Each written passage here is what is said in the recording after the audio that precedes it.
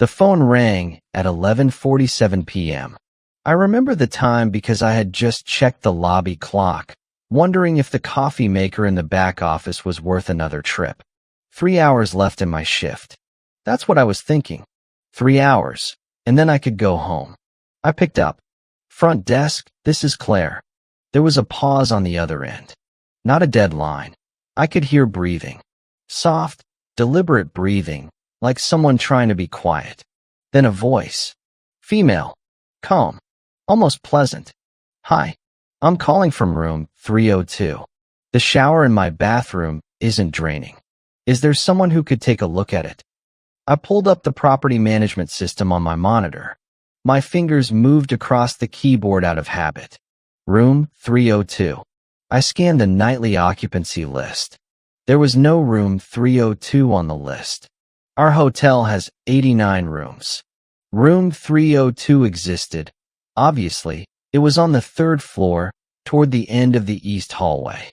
But it had been blocked in our system for 3 weeks. Water damage from a leak in the floor above. Maintenance had torn out the bathroom fixtures and the flooring. The room was supposed to be empty, gutted, unusable until the contractors finished. Ma'am, I said, are you sure you're in room 302? There was another pause. Longer this time. Yes, she said. 302, third floor. I'm sorry, but that room isn't currently available. There may be a mistake with your key card. Are you able to come down to the front desk so we can sort this out? The line went silent. Not a click, not a dial tone, just silence, and then the soft breathing again, slower now. That's fine, she said. I'll wait. The line went dead. I sat there for a moment, phone still pressed to my ear. Then I set it down and looked at the screen again. I scrolled through the blocked rooms list. 302 was there, in gray, marked OS. Out of service.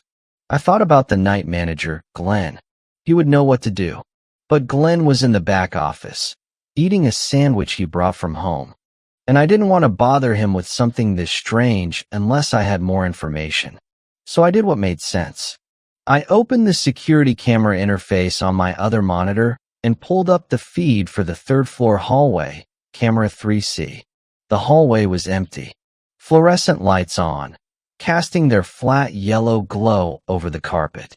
The doors on both sides of the corridor were closed. I watched for maybe 30 seconds. Nothing moved. Then I noticed something. At the far end of the hallway, past room 318, the door to 302 was open. Just a few inches. A thin vertical line of darkness where the door didn't meet the frame. Our housekeeping staff doesn't leave doors open. Not ever. It's in the training manual. For safety. For privacy. Doors are either fully closed or fully open with the cart parked outside. There is no in between. I minimized the camera feed and opened the room details for 302 again. I stared at the screen for a long moment. The room was listed as blocked. It showed no current guest. It showed no reservation. It showed no check-in time because no one had checked in. I picked up the phone and dialed the maintenance on-call line. It rang 3 times and went to voicemail. I hung up. I dialed housekeeping. No answer. Of course there was no answer. It was nearly midnight, and the house manager had gone home hours ago. I should have called Glenn then. I should have walked back to the office and told him what was happening. But I didn't. I'm not sure why. Part of me thought maybe it was a glitch in the system. Maybe the reservation had been entered manually and hadn't synced properly. Maybe the woman in 302 was a walk-in who'd arrived after the night audit and somehow gotten a key from somewhere.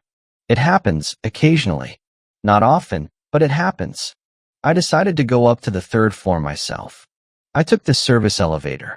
The key card I needed to access the floor is kept in a lockbox at the front desk, and I logged it out the way I'm supposed to. C. 303, Claire. Purpose, guest inquiry. I clipped it to my lanyard and pressed the button for 3. The elevator was quiet. That low hum it makes, the one that vibrates through the floor if you stand still long enough. I watched the numbers climb. 1, 2, 3. The doors opened and I stepped out. The hallway looked exactly like it had on the camera. Empty. Quiet. The carpet absorbed my footsteps, which always surprises people. They expect that loud squeak, that hotel hallway sound you hear in movies. But our carpets are thick and well-maintained, and you can walk almost silently if you move slowly. I walked toward 302. The door was open, exactly as I'd seen on the feed. About 4 inches of space, maybe 5. I couldn't see inside because the door opened inward and the gap was too narrow and the hallway light didn't reach past the frame. I knocked. 2 quick raps. No answer. I knocked again. Hello? Front desk. Is everything okay in there? Silence. But not the absence of sound. The specific silence of someone choosing not to respond. I could feel it. The way you can feel a room when someone is in it, even if you can't see them.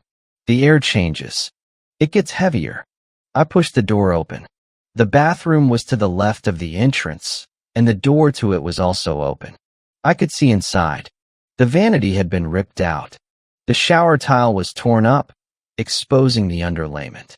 There was a hole in the wall where the plumbing had been cut and capped. The room was gutted, exactly as it was supposed to be. Empty. I stood in the doorway and looked at the demolished bathroom. Then I stepped back into the main room.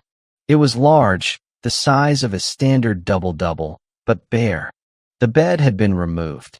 The TV was gone. The closet doors hung open, empty. The curtains were drawn. Nothing. No one. But the phone in the room was off the hook. Sitting on the bare carpet beside the wall, the receiver on the floor, the base unit showing a single blinking light. A call in progress, or a call that had been placed and not hung up properly. I stared at it. I could hear, very faintly, a dial tone coming from the base unit. That high, steady hum that every phone makes when it's waiting. I picked up the receiver and put it back on the cradle. The light stopped blinking. I stood in the empty, gutted room, and I felt something that I can't fully describe. Not fear, not yet.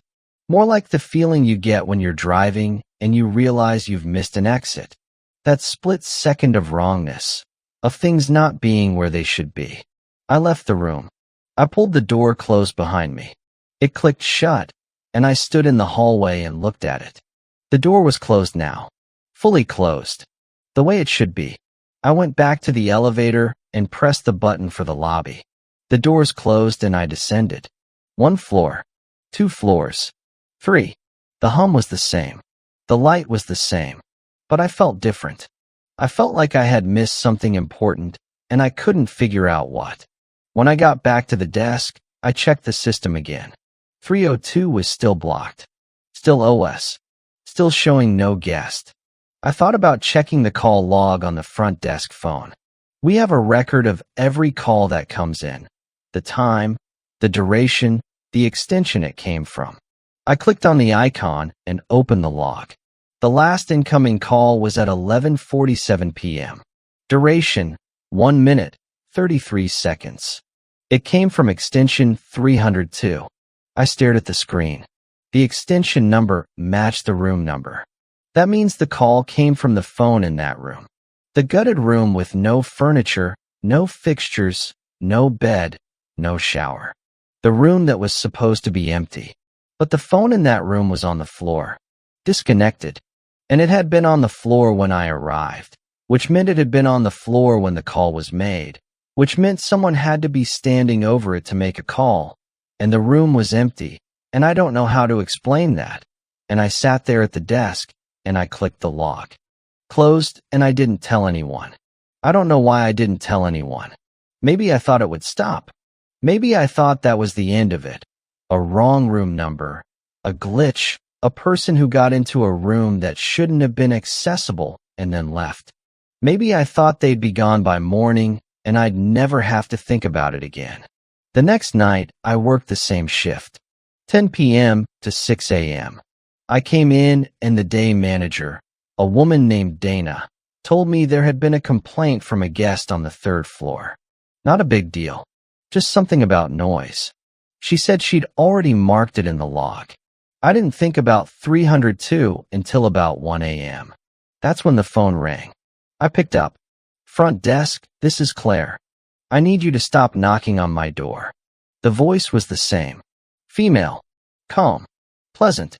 The same woman from the night before. Ma'am. 302.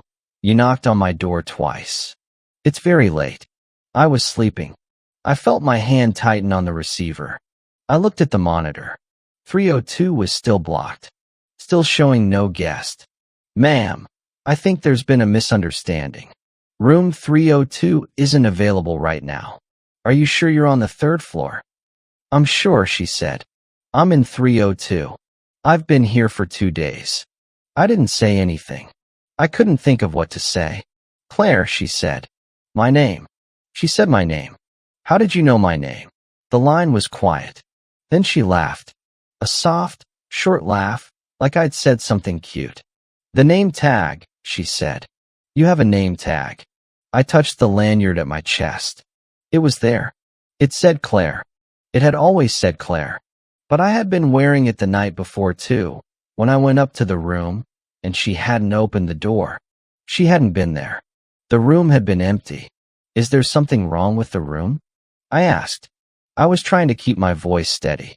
I was trying to sound like a normal person having a normal conversation. No, she said. It's perfect. It's exactly what I needed. There was a long pause. I could hear her breathing. The same soft, deliberate breathing from the night before. I'm going to sleep now, she said. Please don't knock again. The line went dead. I sat there with the phone in my hand, and I felt the hallway behind me. The long hallway behind the front desk that leads to the back office, the break room, the service elevator. I felt it the way you feel a window that's been left open in winter. Like something is coming through. I got up from the desk. I walked to the back office where Glenn was sitting, eating his sandwich, and I told him what was happening. All of it. The call the night before, the open door, the phone on the floor, the call now. He looked at me the way you'd look at someone who is very tired or very stressed. He said he'd check the camera footage. We went to the security room together. It's a small space behind the housekeeping office, full of monitors and a desk with a computer that runs the camera system. Glenn pulled up the feed for the third floor, camera 3C. We watched. The hallway was empty. All night. Every frame, every minute, every second I looked at. No one walked past. No one opened a door. No one stood in the corridor. The door to 302 was closed. It never moved. But the call log showed the call from extension 302. 1 minute, 33 seconds. And then, tonight, another call. 11 minutes, 4 seconds. Both from extension 302. Glenn looked at me. He didn't say anything for a long moment. System glitch, he said finally. He said it the way you say it when you've decided what the answer is before you've actually thought about it. The extension is probably showing up wrong because the room is blocked in the system. It's showing the room number instead of the actual phone location. Technical issue. I'll put in a ticket with IT. He didn't put in a ticket. I know because I checked the work order system the next morning. I didn't sleep that day. I lay in bed and I thought about the breathing on the phone. I thought about how it sounded calm. Not frantic. Not scared. Just calm. The breathing of someone who was comfortable. Someone who was settled. Someone who was exactly where they wanted to be. The third night, I came in and Dana told me there was another complaint. Same thing. Noise on the third floor. She said the guest said someone was knocking and then standing outside the door, not leaving. I asked her which room. She checked the log. 302, she said. I called the police. I told them there was someone in a room that wasn't supposed to be accessible, someone who was frightening guests, someone who had been making harassing phone calls to the front desk. They said they'd send someone. 2 officers arrived about 20 minutes later. I gave them the key card. I explained the situation as clearly as I could. They took the elevator up. I watched the camera feed on the monitor in the lobby. I watched them walk down the hallway to 302. I watched them knock. I watched them wait. I watched them knock again. I watched them try the door, find it unlocked, and go inside. They were in there for maybe 4 minutes. When they came back down, they looked at me the way Glenn had. That tired, you've got to be kidding me look. Room's empty, one of them said. Bed's gone, bathroom's torn up. No one there. No sign anyone has been there. Are you sure about the room number? I was sure.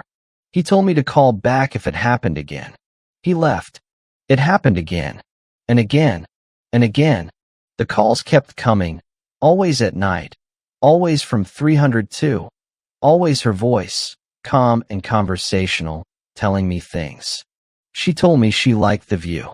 She told me the curtains were nice. She told me she'd slept well. She told me she could hear the elevator from her room, and that she liked the sound of it, the way it hummed, especially late at night when the building was quiet. She told me she could hear me talking to Glenn in the back office one night. She repeated word for word what I'd said.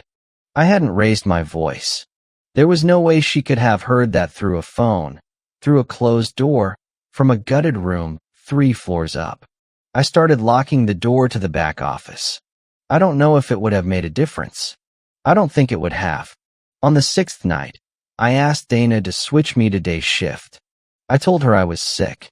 She said okay. She didn't ask any questions. I think she was relieved not to have to deal with it. I went home and I slept during the day, and I tried not to think about the phone ringing at 11:47. I tried not to think about the breathing. 2 weeks passed. I worked days. I checked the occupancy list every morning when I came in, just to see.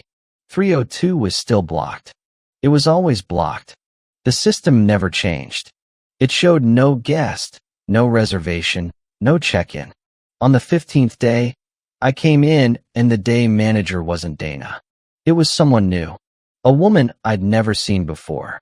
She was sitting at the front desk, and when I walked in she looked up and smiled. Hey, she said. I'm covering the morning shift for a few days. Dana had a family thing.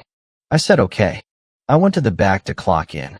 I opened the system, the daily view, and I scrolled through the rooms like I always do now. Out of habit, just to check. Room 302 was no longer blocked. It showed a guest name. Occupied. Check-in date. That morning. The name was mine. I stared at the screen. I read it again. Claire M. Check-in. Today. 9:14 a.m. EXT. 302. I clicked on the details. The reservation had been made online. It was paid in advance. It was non-refundable. The credit card on file was a card I recognized because it was mine. The address on file was my address. The phone number on file was my phone number. The timestamp for the booking was 3:33 a.m. I was asleep at 3:33 a.m. I know because I looked at my phone when I woke up that morning and it said 3:33, and I remember because I thought it was strange to wake up at exactly the same time twice in 1 week. I stood in the back office and I held my phone in my hand and I thought about the woman on the phone. The voice that knew my name. The voice that could hear me through walls. The voice that was calm. The voice that was settled. The voice that was comfortable. The voice that had been in the room for 2 weeks, making phone calls to the front desk, while the room sat empty on the camera, while the room sat gutted and unusable, while the system showed no guest, while Glenn told me it was a glitch, while the police told me the room was empty. I thought about what she said, that she liked the view, that she liked the curtains, that she could hear the elevator, that she could hear me. I thought about the name on the reservation. My name. I put my phone down on the desk. I looked at the computer screen. I looked at the door that led to the hallway that led to the elevator that went up to the 3rd floor. The phone at the front desk rang. I didn't move. I stood there and I listened to it ring. Once, twice, 3 times. On the 4th ring, it stopped. Someone picked up. I heard the day manager's voice, muffled, distant, through the wall. Front desk, this is, oh wow. Okay. Yes. Hold on. Let me transfer you. The phone rang again. My phone. My personal phone in my hand. I looked at the screen. The caller ID said room 302. I held the phone. I looked at it. The screen was bright in the dim back office. The name was clear. Room 302. I did not answer. I am typing this in the back office right now. The door to the hallway is closed. The hallway leads to the elevator. The elevator goes to the third floor. I can hear the elevator.